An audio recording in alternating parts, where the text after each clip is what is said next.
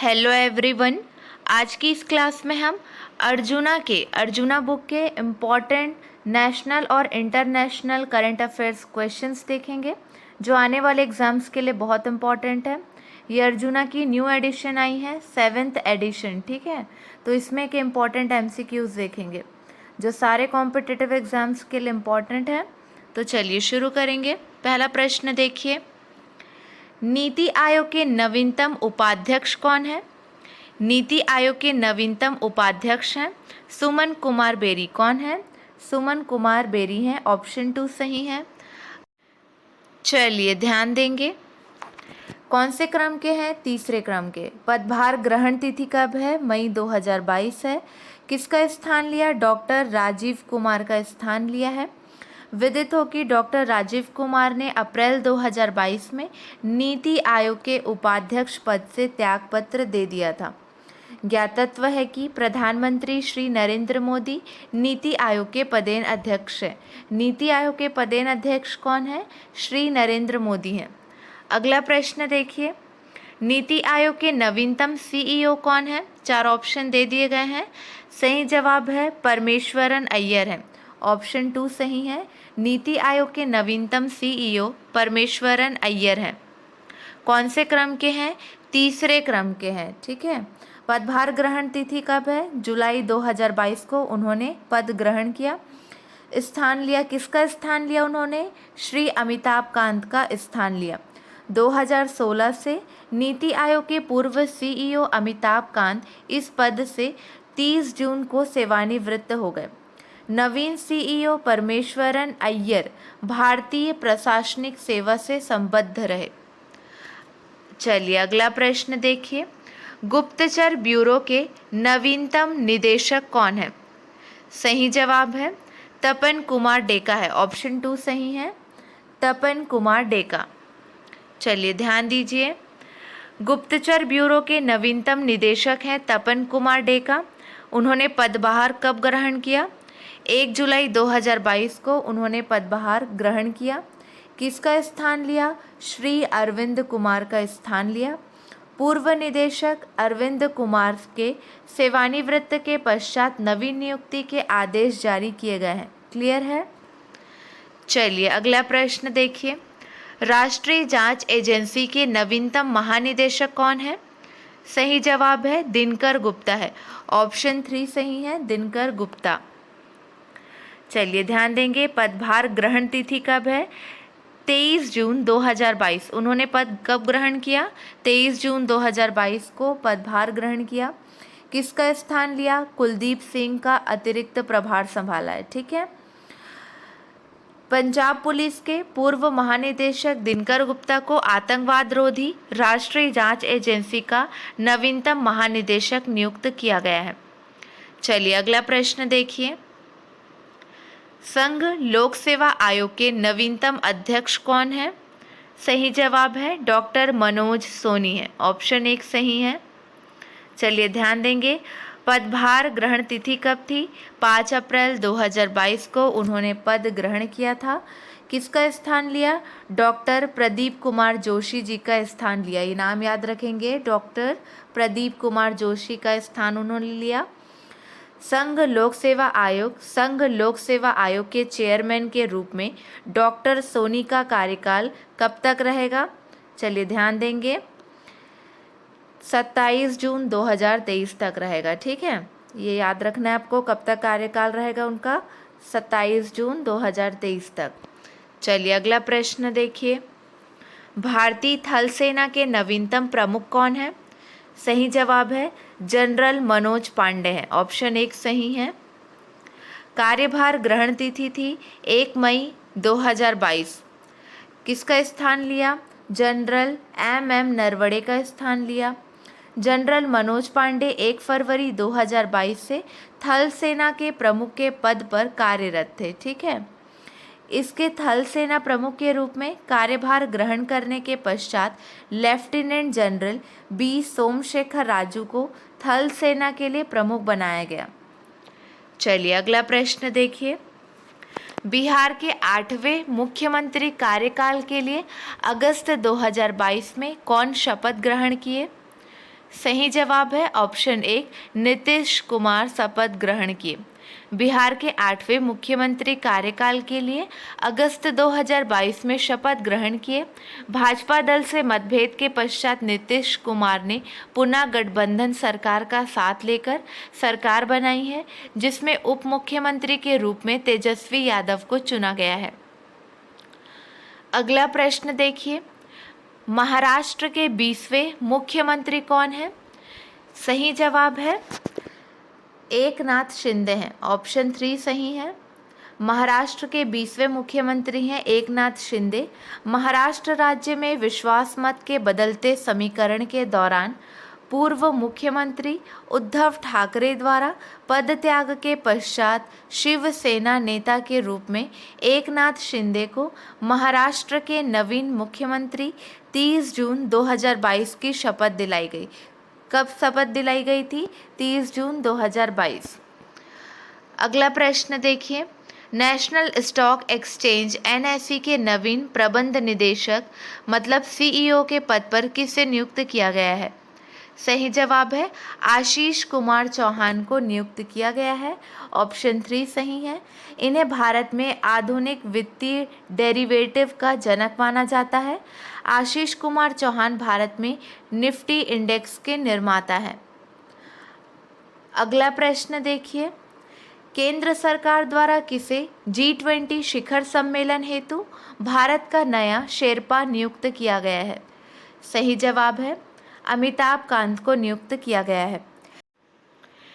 केंद्र सरकार द्वारा अमिताभ कांत को G20 शिखर सम्मेलन में भारत का नया शेरपा नियुक्त किया गया है। ठीक है, चलिए ध्यान देंगे। सामान्यतः शेरपा हेतु नियुक्त व्यक्ति संबंधित अंतर्राष्ट्रीय शिखर सम्मेलन में देश का प्रतिनिधित्व करता है। अगला प्रश्न है, निम्न में से किसकी अध्यक्षता में न्यूनतम समर्थन मूल्य MSP विषय से संबद्ध 26 सदस्यीय समिति का गठन किया गया है? सही जवाब है संजय अग्रवाल। किसकी अध्यक्षता में? संजय अग्रवाल की अध्यक्षता में न्यूनतम समर्थन मूल्य यह MSP विषय से संबद्ध 26 सदस्यीय समिति का गठन किया गया है। समिति का उद्देश्य क्या है? शून्य बजट आधारित कृषि को बढ़ावा देना इसका उद्देश्य है और न्यूनतम समर्थन मूल्य MSP को अधिक पारदर्शी व प्रभावी बनाना है। अगला प्रश्न है, फेमिना मिस इंडिया 2022 का खिताब किसने जीता है?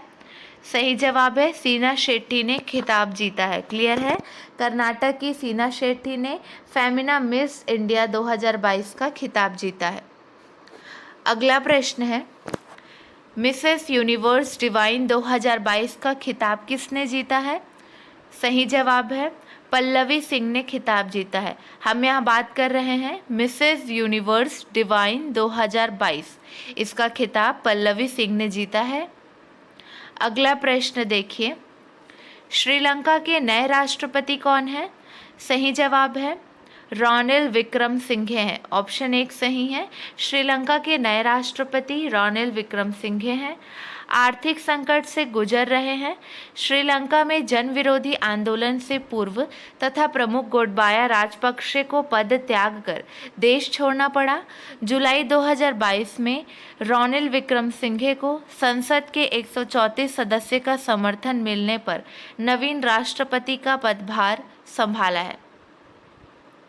अगला प्रश्न देखिए, संयुक्त राष्ट्र संघ में भारत की नवीनतम स्थायी प्रतिनिधि के पद पर किसे नियुक्ति दी गई है?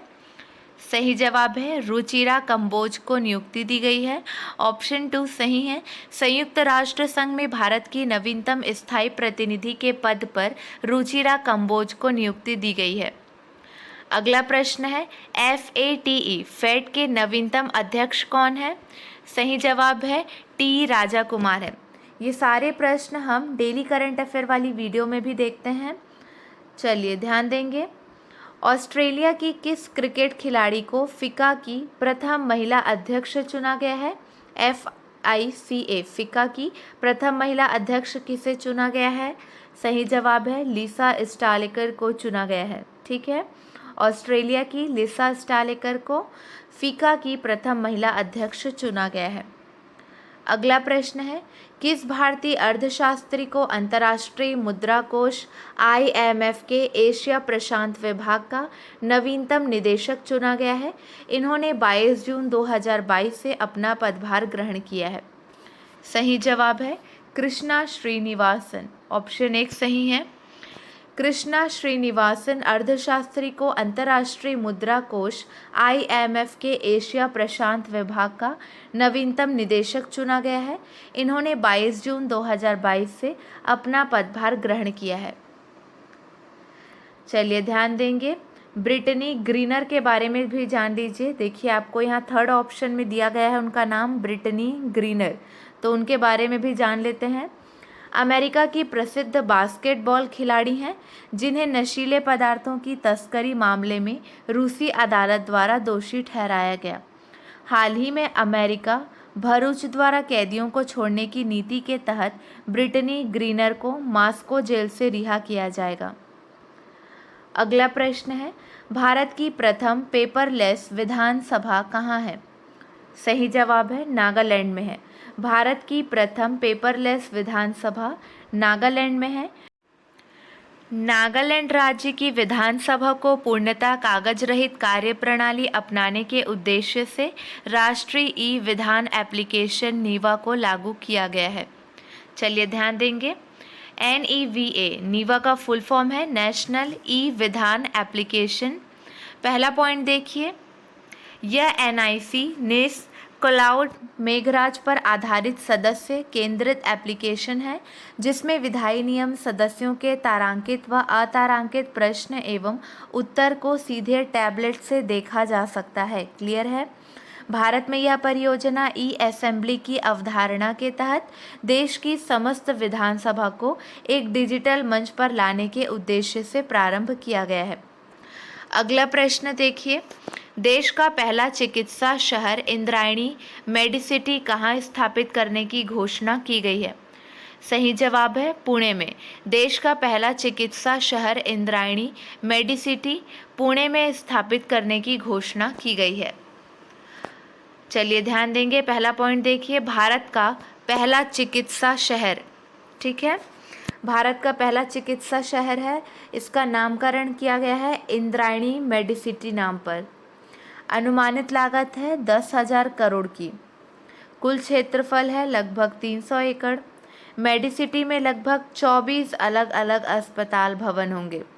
महाराष्ट्र राज्य सरकार ने एक छत के नीचे सभी प्रकार के विशेष उपचार प्रदान करने के लिए पुणे में देश का पहला चिकित्सा शहर इंद्रायणी मेडिसिटी स्थापित करने की घोषणा की है। अगला प्रश्न है, ऑयल इंडिया लिमिटेड के द्वारा कहाँ देश का प्रथम शुद्ध हरित हाइड्रोजन संयंत्र के पायलट प्रोजेक्ट को प्रारंभ किया गया है? सही जवाब है असम। ऑयल इंडिया लिमिटेड के द्वारा असम में देश का प्रथम शुद्ध हरित हाइड्रोजन संयंत्र के पायलट प्रोजेक्ट को प्रारंभ किया गया है। चलिए ध्यान देंगे, जोरहट असम भारत का प्रथम शुद्ध हरित हाइड्रोजन संयंत्र ऑयल इंडिया लिमिटेड के द्वारा असम स्थित जोरहट पंप स्टेशन में देश का प्रथम शुद्ध हरित हाइड्रोजन संयंत्र के पायलट प्रोजेक्ट को प्रारंभ किया गया है। इस संयंत्र में बिजली से हरित हाइड्रोजन का उत्पादन होगा। अगला प्रश्न है, उत्पादन वर्ष 2021-22 के अंतर्गत भारत में सर्वाधिक चीनी का उत्पादन किस राज्य में हुआ है? सही जवाब है महाराष्ट्र में हुआ है। उत्पादन वर्ष 2021-22 के अंतर्गत भारत में सर्वाधिक चीनी का उत्पादन महाराष्ट्र राज्य में हुआ है। महाराष्ट्र में 138 लाख टन का चीनी उत्पादन कर शीर्ष चीनी उत्पादन राज्य उत्तर प्रदेश को पीछे छोड़ दिया है। अगला प्रश्न है, भारत की अग्रणी नवाचार व स्टार्टअप उत्प्रेरक टी हब द्वारा किस राज्य में विश्व का सबसे बड़ा नवाचार केंद्र इनोवेशन का उद्घाटन किया गया है? सही जवाब है हैदराबाद। भारत की अग्रणी नवाचार व स्टार्टअप उत्प्रेरक टी हब द्वारा हैदराबाद में विश्व का सबसे बड़ा नवाचार केंद्र का उद्घाटन किया गया है। अगला प्रश्न है, आईफा अवार्ड्स 2022 में बेस्ट एक्टर का अवार्ड किसे मिला है? सही जवाब है विकी कौशल को बेस्ट एक्टर का अवार्ड मिला है। किस फिल्म के लिए? सरदार उधम सिंह के लिए।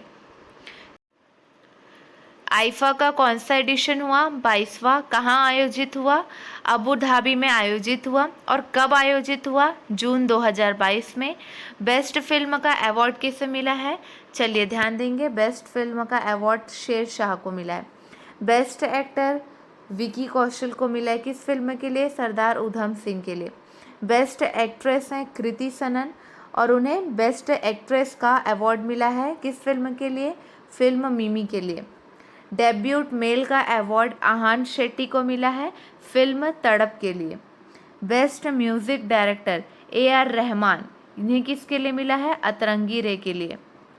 अगला प्रश्न देखिए, मिस इंडिया वर्ल्ड वाइड 2022 कहाँ आयोजित किया गया था? सही जवाब है ऑप्शन 1 वॉशिंगटन अमेरिका में आयोजित किया गया था। चलिए ध्यान दीजिए, आयोजन तिथि है 24 जून 2022, आयोजन स्थल है वॉशिंगटन अमेरिका और विजेता है खुशी पटेल ब्रिटेन से। आयोजक हैं IFC और IFC का फुल फॉर्म है इंडियन फेस्टिवल कमेटी। क्लियर है? अगला प्रश्न देखिए, भारत के कितने पत्रकारों को कोरोना वायरस संक्रमण के दौरान हुई मौत के मामलों को सामने लाने के लिए पुलित्जर पुरस्कार 2022 से सम्मानित किया गया? सही जवाब है ऑप्शन 1 4। चलिए ध्यान देंगे, भारतीय पत्रकार जो पुरस्कृत हुए उनके नाम देखिए। अदनान आबिदी सेकंड नाम है, अमित दवे थर्ड है, सना इरशाद मट्टू और चौथा नाम है दानिश सिद्दीकी, मरणोपरांत दिया गया इन्हें। ठीक है, चलिए अगला प्रश्न देखिए, मीराबाई चानू ने 30 जुलाई 2022 को बर्मिंघम में कॉमनवेल्थ गेम्स 2022 में भारत का पहला कौन सा पदक जीता है? सही जवाब है गोल्ड पदक जीता है। एक बात और, कॉमनवेल्थ गेम्स 2022 पर अलग से वीडियो अपलोड की है, वहाँ से आप वीडियो देख सकते हैं या कम्युनिटी पोस्ट पर चेक करिए, आपको लिंक भी मिल जाएगा, इजीली लिंक मिल जाएगा, वहाँ से आप कॉमनवेल्थ गेम्स 2022 वाली वीडियो देख लीजिए। उसमें आपको बता दिया गया है किस खिलाड़ी ने किस क्षेत्र में कौन सा पदक जीता है। ठीक है, चलिए अगला प्रश्न देखिए, स्विस ओपन बैडमिंटन टूर्नामेंट 2022 का आयोजन कहाँ किया गया था? सही जवाब है बेसल स्विट्ज़रलैंड में किया गया था। चलिए ध्यान देंगे, आयोजन तिथि है मार्च 2022, आयोजन स्थल है बेसल स्विट्ज़रलैंड। महिला एकल विजेता है PV सिंधु भारत से। PV सिंधु ने फाइनल में थाईलैंड की बुसानन को पराजित कर यह खिताब हासिल किया है। PV सिंधु यह खिताब जीतने वाली भारत की दूसरी महिला है, इस बात का आपको ध्यान रखना है। PV सिंधु यह खिताब जीतने वाली भारत की दूसरी महिला है। इससे पूर्व साइना नेहवाल 2 बार इस स्पर्धा की चैंपियन रह चुकी है। अगला प्रश्न देखिए, 29th BWF उबर कप 2022 की विजेता कौन है? सही जवाब है दक्षिण कोरिया। ठीक है, ऑप्शन 2 सही है। चलिए ध्यान देंगे, आयोजन तिथि है मई 2022, आयोजन स्थल है बैंकॉक थाईलैंड, विजेता है दक्षिण कोरिया और उप विजेता है चीन। भारतीय महिला बैडमिंटन टीम का नेतृत्व PV सिंधु ने किया था। क्लियर है? अगला प्रश्न, केंद्र शासन द्वारा राजस्थान के रामगढ़ विषधारी क्षेत्र को देश का कौन से क्रम का बाघ अभयारण्य घोषित किया गया है? सही जवाब है 52वां क्रम का बाघ अभयारण्य घोषित किया गया है। अगला प्रश्न देखिए, जुलाई 2022 में भारत के कितने आर्द्र भूमि को अंतर्राष्ट्रीय रामसर स्थलों की सूची में शामिल किया गया है? सही जवाब है 5। चलिए इनके नाम देख लीजिए, नवीनतम शामिल आर्द्र भूमियों के नाम देखते हैं। Pallikaranai Marsh reserve forest Tamil Nadu में, करिकिली पक्षी अभयारण्य तमिलनाडु। थर्ड देखिए, पिचवरम मैंग्रोव तमिलनाडु में, पाला आर्द्र भूमि मिजोरम में, साख्य सागर मध्य प्रदेश में। क्लियर है? चलिए आज के लिए बस इतना ही, अगले वीडियो में मिलेंगे नए प्रश्नों के साथ। Keep watching and keep learning.